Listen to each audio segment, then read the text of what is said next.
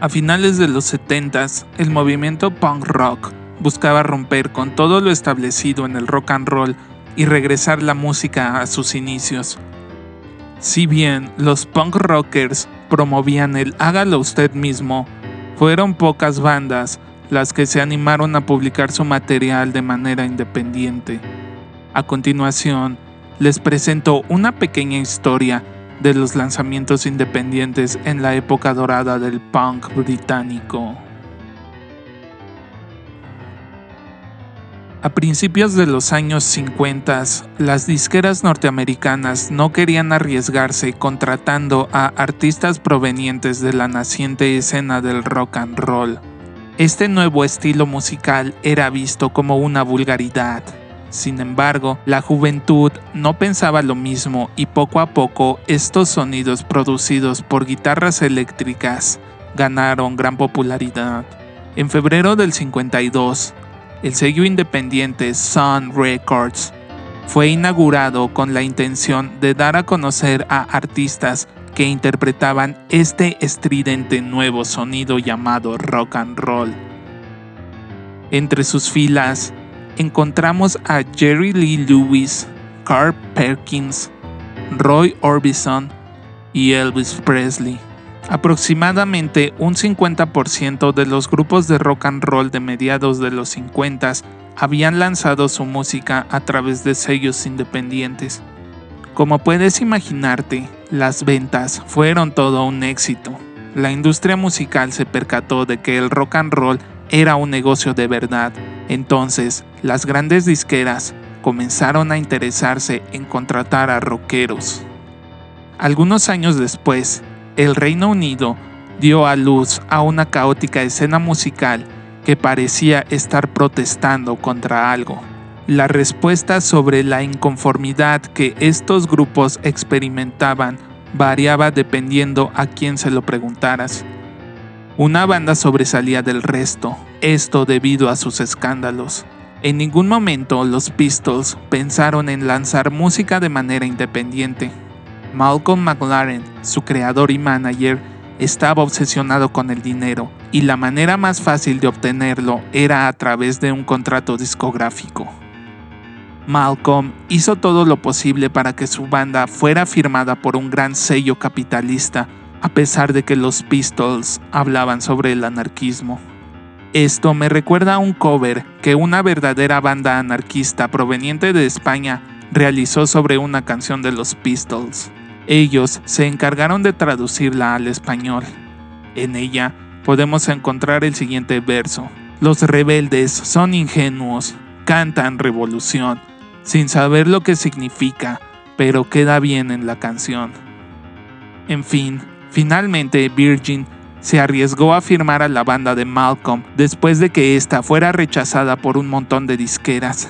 Desde marzo hasta agosto del 77, John Lydon, Paul Cook y Steve Jones estuvieron encerrados en el estudio grabando las pistas que conformarían su álbum Nevermind the Bollocks, lanzado en octubre. Sid Vicious, el maravilloso ícono del punk, apenas participó en la grabación, pues tenía mejores cosas que hacer. Sin embargo, una notoria entrega fue lanzada antes. A diferencia de los Pistols, la banda de Joe Strummer, The Clash, había sido formada de manera orgánica y ellos estaban más interesados en la música que en los escándalos. La prensa y la crítica los amaba, por lo que les fue muy fácil conseguir firmar con un sello discográfico. En enero de 1977, The Clash firmó un contrato con la disquera CBS. En febrero, comenzaron las grabaciones para su debut, que fue por fin lanzado en abril, 6 meses antes que el Nevermind the Bollocks. Las dos más grandes agrupaciones del punk rock ahora se encontraban en el catálogo de grandes disqueras capitalistas. ¡Qué cosas!, ¿no? Antes de que los Pistols y The Clash siquiera lanzaran algo, The Damned se les adelantó con el estreno de su single New Rose lanzado en octubre del 76 bajo el sello independiente Steve Records. Los Buzzcocks, provenientes de Manchester, sabían que podían encajar muy bien en el punk rock. Después de algunos ensayos, tenían la letra y la música suficiente para un lanzamiento. Su EP, Spiral Scratch, fue lanzado por ellos mismos, sin ayuda de ninguna disquera. Su pequeño sello llevaba el nombre de New Hormones y marcó un antes y un después para las disqueras independientes. Sin embargo, los Buzzcocks consiguieron un contrato discográfico con United Artists debido a que el baterista había abandonado los estudios y su padre lo quería alistar en un trabajo de verdad.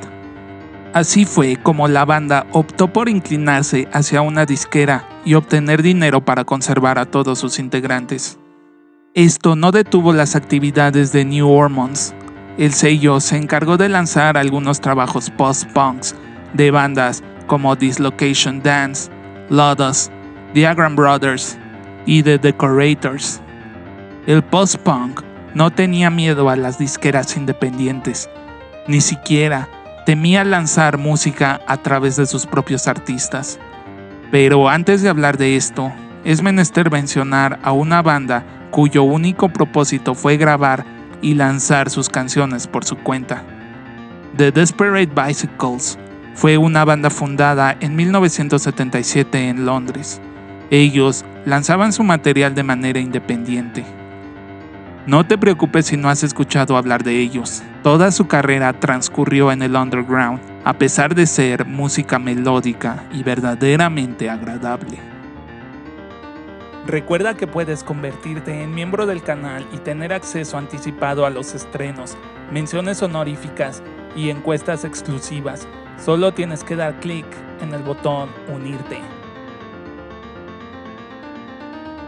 Un montón de músicos y punks quedaron asombrados por la determinación de Desperate Bicycles, después de que la revista Melody Maker los incluyera en un artículo.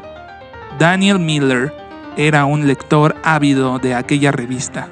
Se inspiró por los Bicycles, compró un sintetizador de segunda mano y comenzó a grabar algunas canciones bajo el seudónimo de The Normal.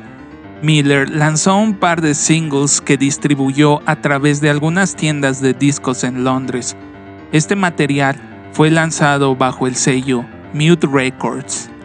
The Normal fue bien recibido por el público. Con el tiempo, Mute Records se convirtió en el hogar de grupos como Depeche Mode, New Order, Moby, Grinder Man, entre otros.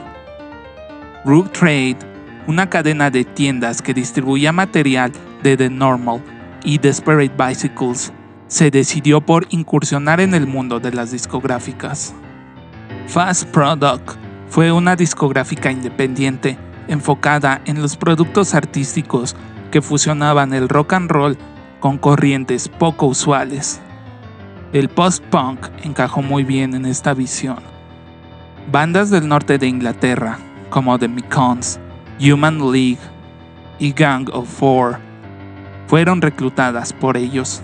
Fast también se dio la oportunidad de lanzar material de dos bandas escocesas, The Flowers y Scars.